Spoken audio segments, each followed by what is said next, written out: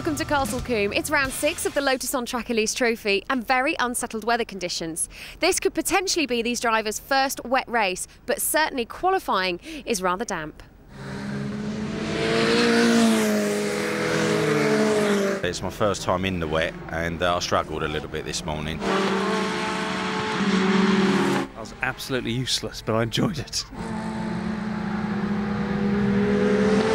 It was really interesting, the cars sliding around everywhere. Yeah, it was all right, actually. I was quite pleased.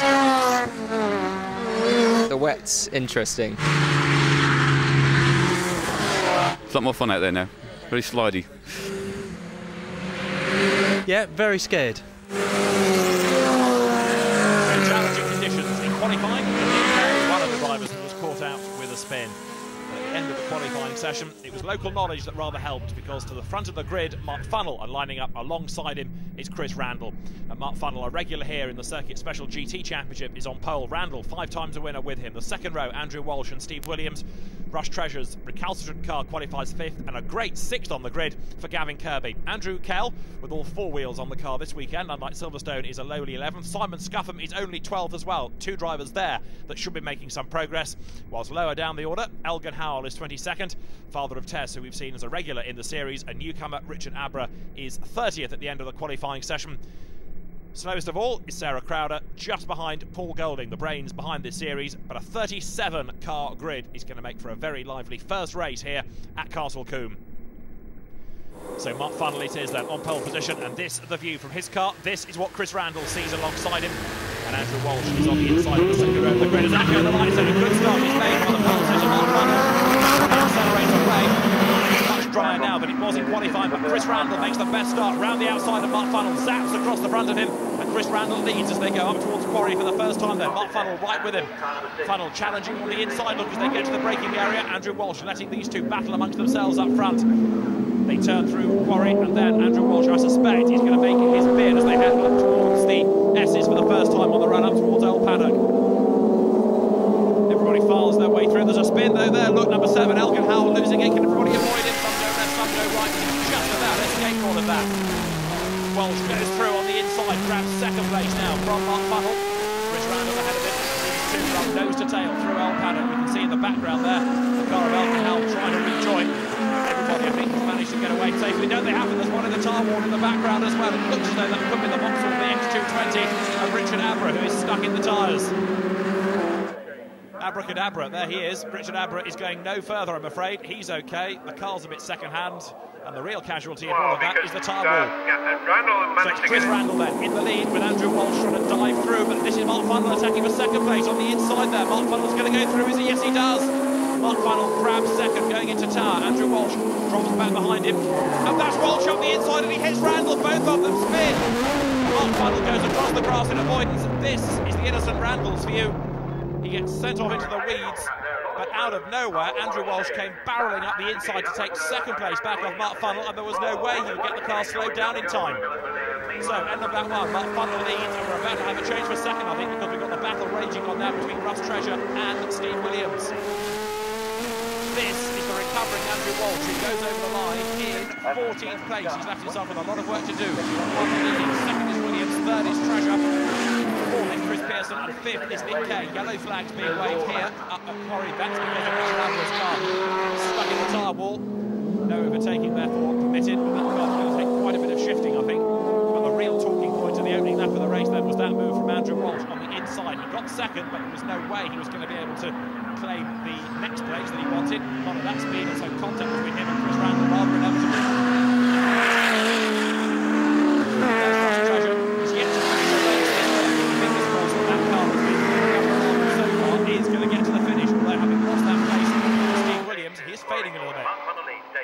So down towards Tower, Mark Funnell, who knows this place at the back of his hand, has far more experience in Castle Combe terms than anybody else. And Russ Treasure has got a problem. Look, he's slowed right down. Chris Pearson goes past him, Nick Kay goes past him, and Russ Treasure's miserable season continues. That car always stands out, but I'm afraid it just has not got the reliability that it needs. So Mark Funnell leads the race, but this time he's going to see the safety car boards. The race is going to have to be neutralised whilst that car of Richard Abra is... Here's the safety car then, joining the circuit. Over the line goes Mark Funnell. Well, the lead that he built up is about to be whittled away, because now right up behind him will be Steve Williams. Steve, another pretty experienced driver, and he's also the leader in Class B as Russ Treasure heads for the pit lane. I'm afraid Russ Treasure for the pit lane has been rather overused this year. This is a replay of Andrew Walsh. He goes through on the inside of Funnell, but he was far too fast into the corner. I think rather misjudged his speed relative to the braking distance there. Ploughs into the side of Chris Randall, and Randall is sent to the pit lane. Andrew Walsh gets away with that. A very frustrated Richard Abra then. His first race in the series hasn't lasted very long, has it? Just a corner. It's going to take quite a long time to get that tyre wall rebuilt as well. So, safety car stays on track. You can see the drivers just chinking from side to side there, trying to get some warmth back into the tyres. It's a typical British summer's day here at Castle Combe. In other words, it's damp and miserable. Into the pits comes the safety car. We're about to go back to racing once again here. Mark Funnell sprints away. He's got Steve Williams behind him. Over the line, the race well and truly towards once again. And this is Andrew Walsh working his way back up from 14th after that spin. The rest of the field charging over the line as the leaders head up towards the S's then.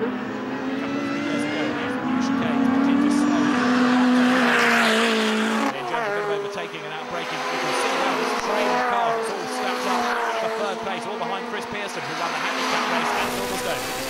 On board now with Andrew Walsh, just look at him go, supercharged engine, and he's sidling his way through the pack.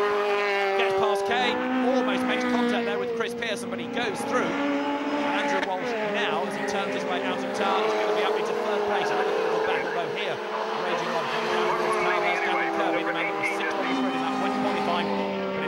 Race, so the more powerful cars have been able to haul their way back ahead of it. Now Malcolm Sanders goes through at the head of his little battle.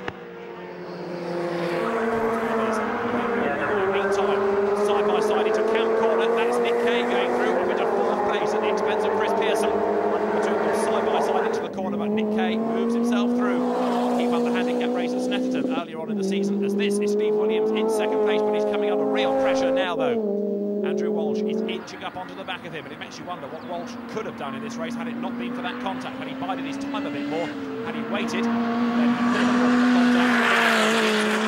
Could be a race leader by now. As it is, his charge up through the field has been helped by the safety car bunching everybody up. Anthony Clark goes through, pursued by Martin Roberts. That's Bauhart goes through in number 14, and this is James White's view. That's Bauhart ahead of him.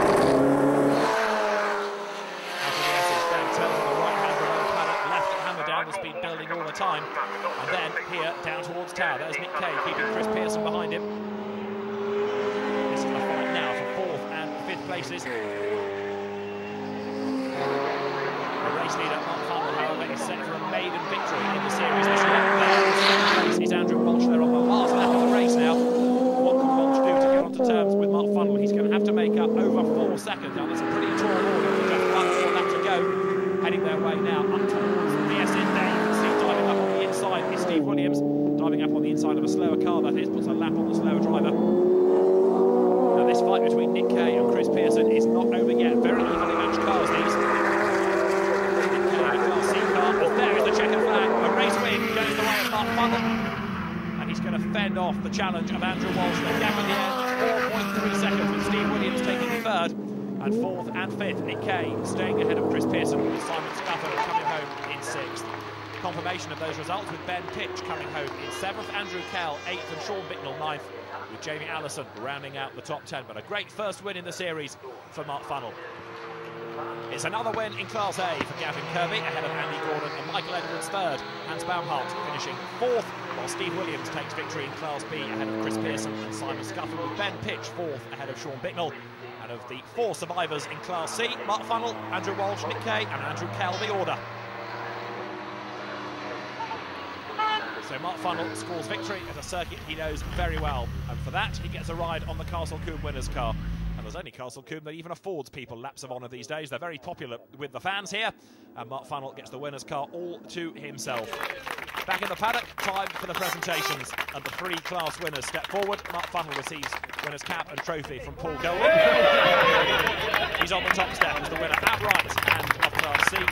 Steve Williams once again victorious in Class B. And Class A has a familiar ring to it as well, because Gavin Kirby is the winner there. He's not been invincible this year, but he's the benchmark driver. It's another class victory for the man in the floppy hat. Let's hear from them, starting with Gavin Kirby. He's with Gemma. Gavin Kirby, first again. First again, yes. Fantastic qualifying session in the wet. Actually got myself up into 6th place on the grid, which for the Class A cars I was, well up there. A load of Class B and C cars behind me. Of course, we dried out for the race, didn't it? So although I got a good start, I got absolutely monstered by all of the faster cars coming by me. So I just held my line and let them get past me, and then just basically tried to keep all the rest of the cars behind me for the rest of the race. Steve, congratulations, class winner yet again. Yes, thank class winner, but 3rd overall, which is really good, which I'm more pleased about winning. More pleased about being 3rd overall than winning Class B. So, Mark Fennell, congratulations, your first win. Yeah, thank you very much. It's a brilliant race. Bit of an incident on the first lap, but sort of kept clear of that. Obviously, the incident down on Corey Corner as well. A car came off and it brought the safety car out, but I made full advantage of that on the restart and got a bit of a pull on Steve. But yeah, it's a brilliant race actually. I really enjoyed it. Well, race 1 certainly proving full of action. Don't forget to join us after the break where we've got the handicap race.